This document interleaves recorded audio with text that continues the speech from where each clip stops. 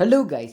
நடிகர் பிரசாந்த் தட்டி தூக்கிட்டாரு. கம்பேக்னா இப்படி தான்ப்பா இருக்கணும் அப்படின்னு ரசிகர்கள் வாழ்த்து மலையில் பிரசாந்த் நனைஞ்சிட்டு வந்துட்டு இருக்காரு.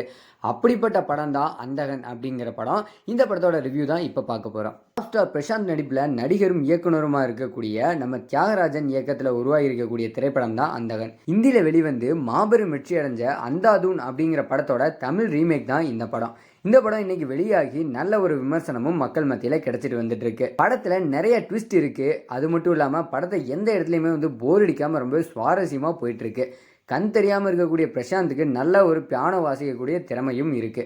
அவர் சிலர் கடத்தி வச்சுட்டு ரொம்பவே டார்ச்சர் பண்ணுறாங்க. இந்த துரோகிகளோட சதியிலேருந்து பிரசாந்த் எப்படி வெளியே வர்றார் அப்படிங்கிறதான் இந்த அந்தகன் படத்தோட கதையாகவே இருக்கு. சீன் பை சீனு விறுவிறுப்பு குறையாம அழகா இயக்கியிருக்காரு நம்ம தியாகராஜன். ரொம்ப நாளைக்கு அப்புறம் பிரசாந்த் திரையில பார்க்கறது உண்மையாவே ரொம்பவே சந்தோஷமா தான் இருக்கு. கம்பேக்னா இப்படி தான் இருக்கணும் அப்படின்னு ஒரு பக்கம் ரசிகர்கள் சொல்லிட்டு வந்துட்டு இருக்காங்க. ராமராஜனோட சாமானியன், மோகனோட ஹரா போன்ற படங்கள் இப்படி சொல்ற அளவுக்கு இல்லை.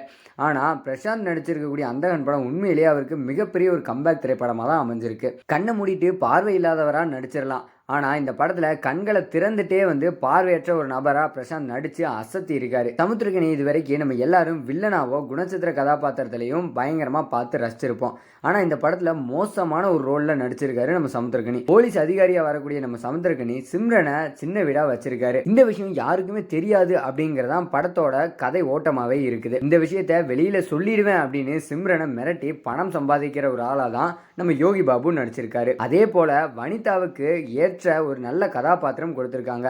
அதற்கேற்ற மாதிரியே நம்ம வனிதாவும் அழகா நடிச்சு அசத்திருக்காங்க. சந்தோஷ் நாராயணனோட பின்னணி இசை படத்துக்கு ரொம்பவே பக்கபலமாகவும் அமைஞ்சிருக்கு.